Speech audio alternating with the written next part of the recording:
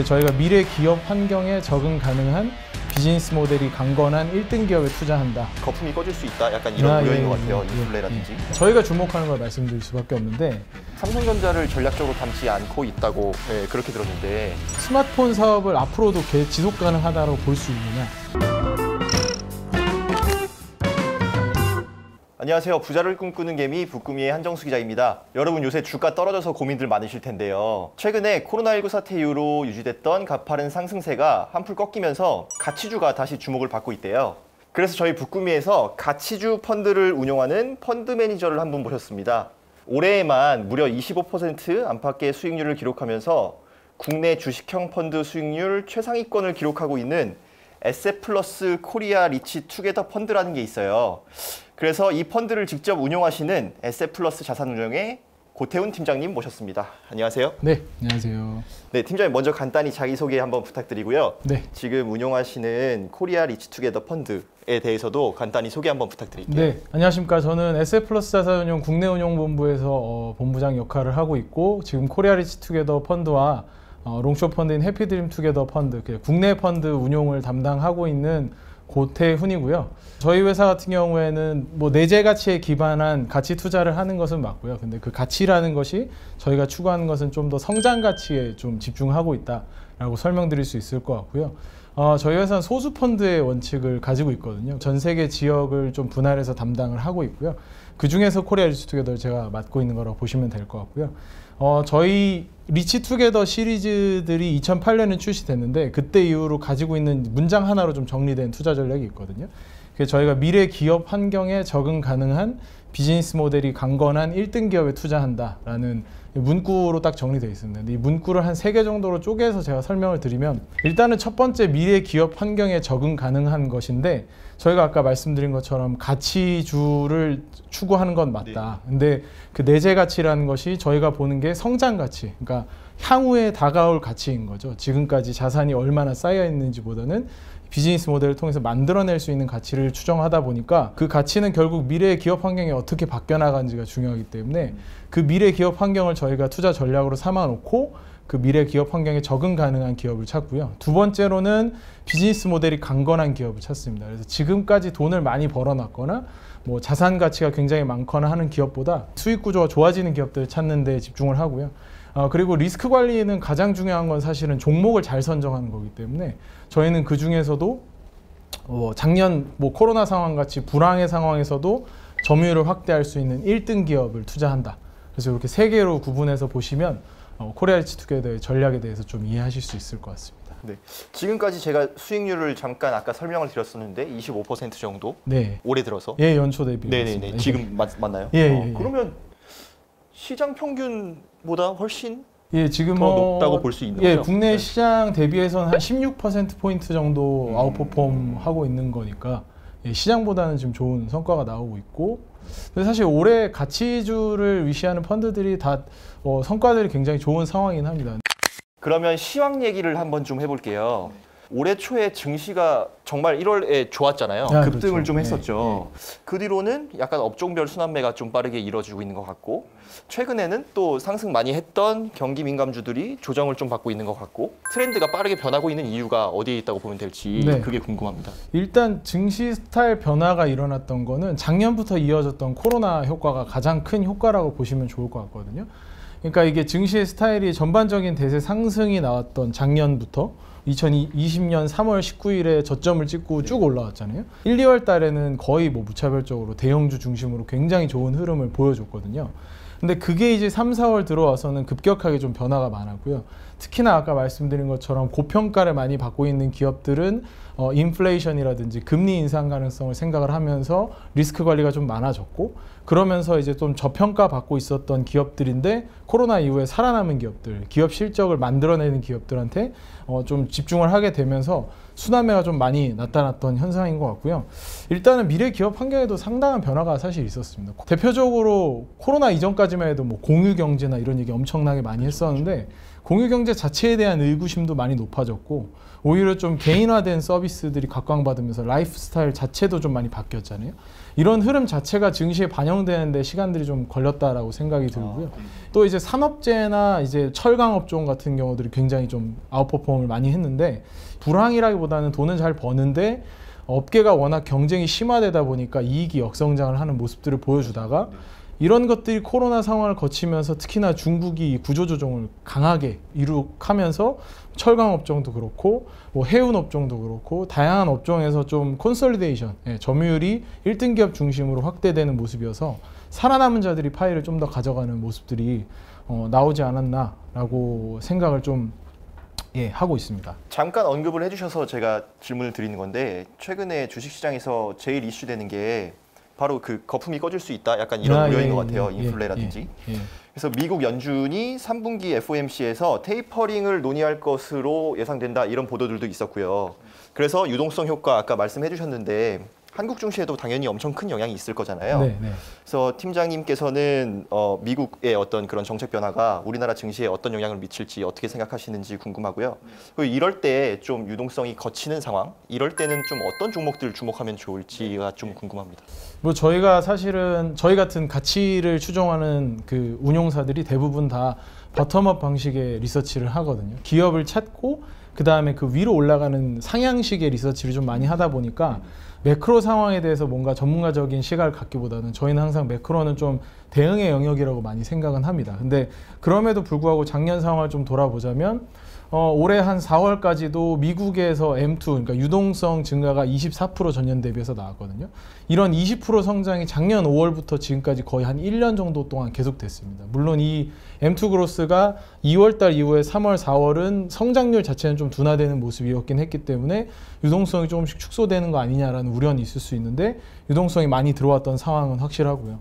이런 것들이 거쳐지는 상황이 될 때 그러면 우리가 뭘 봐야 되느냐 했을 때는 결국에 기업 이익을 만들어내느냐 안 만들어내느냐가 중요하다라는 것이죠. 그러니까 기업 이익을 만들어내는 관점을 좀 잘 봐야 되는데 저희가 많이 주목했던 뭐 BBIG 주목 많이 했었잖아요. 배터리, 바이오 뭐 이런 기업들 굉장히 많았는데 이런 기업들 중에서도 이익의 성장을 실제로 만들어내는 기업들도 있지만 이익의 성장이 앞으로도 한 3, 4년 뒤에나 만들어지는 기업들이 있습니다. 근데 그런 기업들은 사실 리스크가 올라갈 수밖에 없죠. 금리가 올라가게 되면 자연스럽게 밸류에이션이 좀 과도한 밸류에이션들이 정상화될 수밖에 없기 때문에 뭐 특히나 미국에서는 굉장히 빠르게 사실 이런 되돌림들이 나타나고 있어서 근데 우리나라는 사실 시장의 PER 전체가 지금 포워드 그러니까 앞으로의 12개월 동안의 이익을 기준으로도 뭐 한 12배 정도 수준밖에 안 되기 때문에 그렇게 엄청난 고평가라기보다 사실 이익이 우리나라는 너무 많이 돌아올 거라고 예상을 하고 있는 게 오히려 이제 불안감으로 좀 작용하고 있는 거죠. 작년 대비해서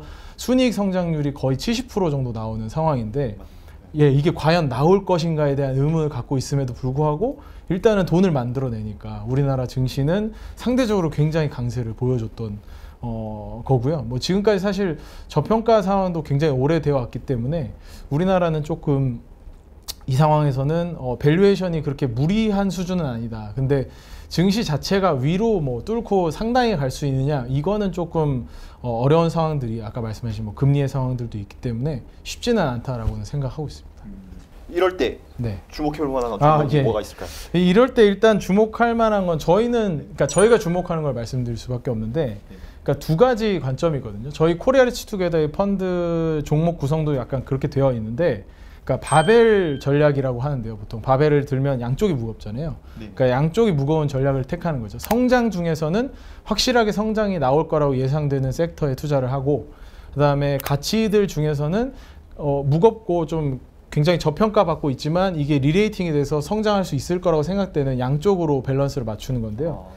첫 번째로 일단 성장이 계속 나오는 영역은 저희는 플랫폼 영역은 계속 될 거라고 생각을 하고 있거든요. 특히나 모바일 네트워크 플랫폼인데 작년에 뭐 사실 카카오나 네이버 같은 기업들이 기업 가치 성장이 너무 많았기 때문에 사람들이 의심을 계속 하는 건 맞습니다. 근데 그들의 이익 성장이 매 분기마다 거의 뭐 60, 70% 이상씩 나오고 있는 상황이고 특히나 뭐 카카오 같은 경우 매년 순이익 성장률이 100% 이상씩 나오고 있는 상황이기 때문에 순이익 성장이 담보되는 상황에서는 그렇게 무리수는 아니다라고 생각을 하고 있고요.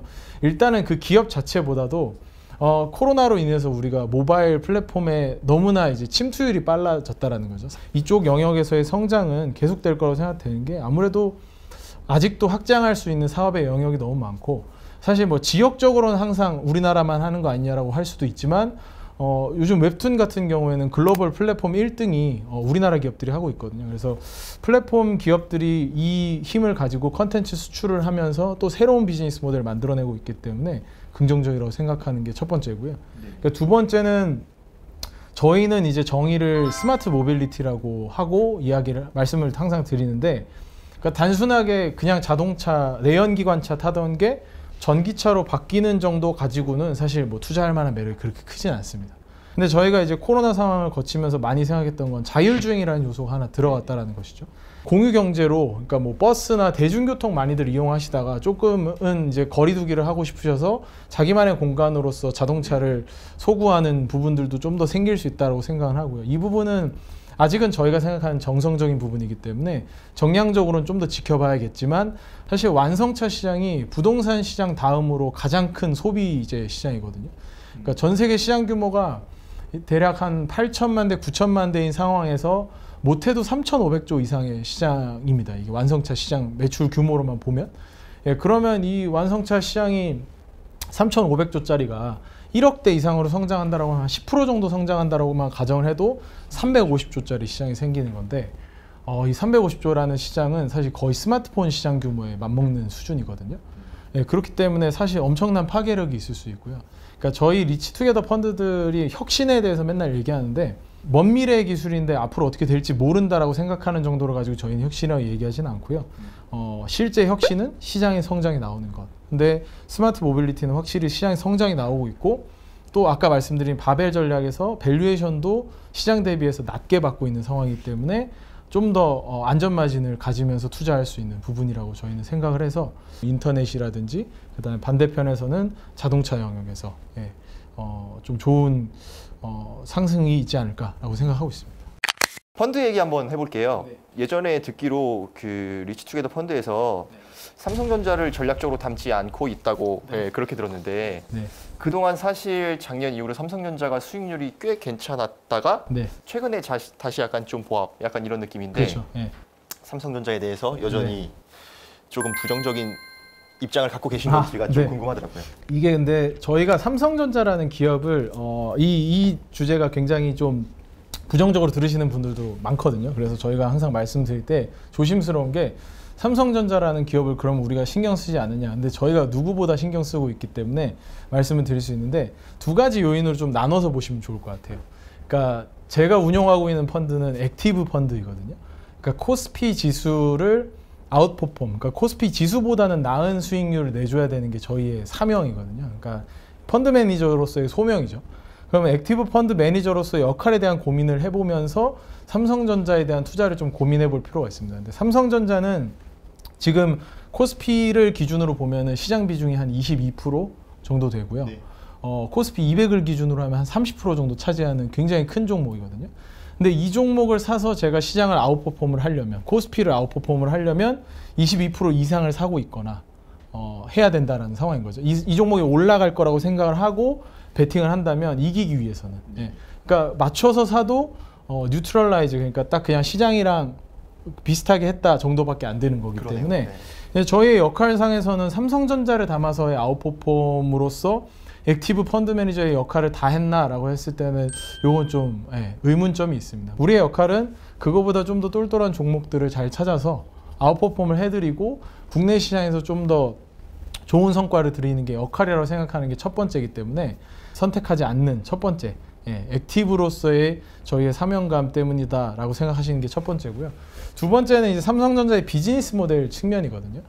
그러니까 비즈니스 모델 측면이 이 이제 그 디램 마켓, 뭐 낸드 마켓, 메모리 마켓 자체가 그 굉장히 시설 투자가 많이 들어가는 영역이잖아요. 그러니까 삼성전자가 벌어들이는 프리 캐시플로우의 거의 절반 정도는 매년 시설 투자가 들어가야 됩니다. 게다가 이거랑 같은 업태를 하고 있는 뭐 SK 하이닉스를 예로 들어보자면 적자가 난 해에도 투자를 엄청나게 해야 되거든요. 그러니까 그 굉장한 많은 시설 투자 자금을 끌어들여서 돈을 투자해야 되는 거예요.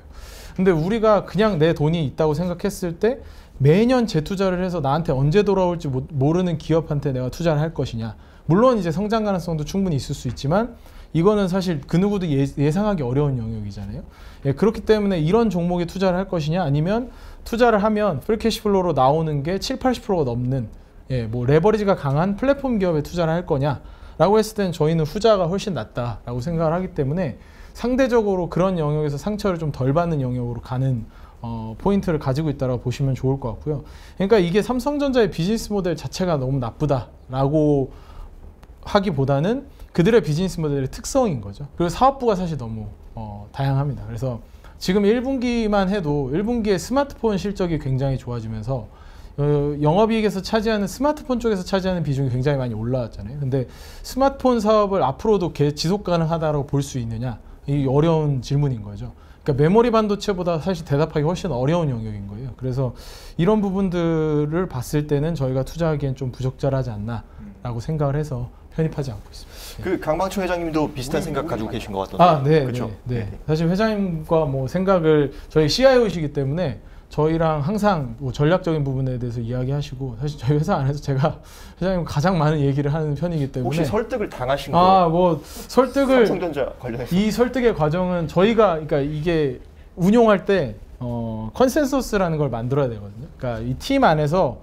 합의를 봐야 된다. 그렇죠. 네. 합의를 봐야 되는 거죠. 이게 뭐 한 명의 의견이 강하다고 해서 그대로 가는 것은 절대 아닙니다. 그렇기 때문에 이 내용에 대해서는 저희가 뭐 이것 때문에 저희 펀드 퍼포먼스가 상대적으로 코스피 대비해서 열의에 있던 시기도 있었기 때문에 삼성전자를 담지 않아서. 담지 않아서 네. 삼성전자가 좋았던 2018년, 19년에는 저희한테는 당연히 부정적으로 작용할 수밖에 없었죠. 그러니까 그런 시장 상황에서도 저희가 이 생각을 지킬 수 있었던 건 이런 생각을 계속 깔아왔기 때문에 가능했던 거다라고 말씀드릴 수 있을 것 같습니다.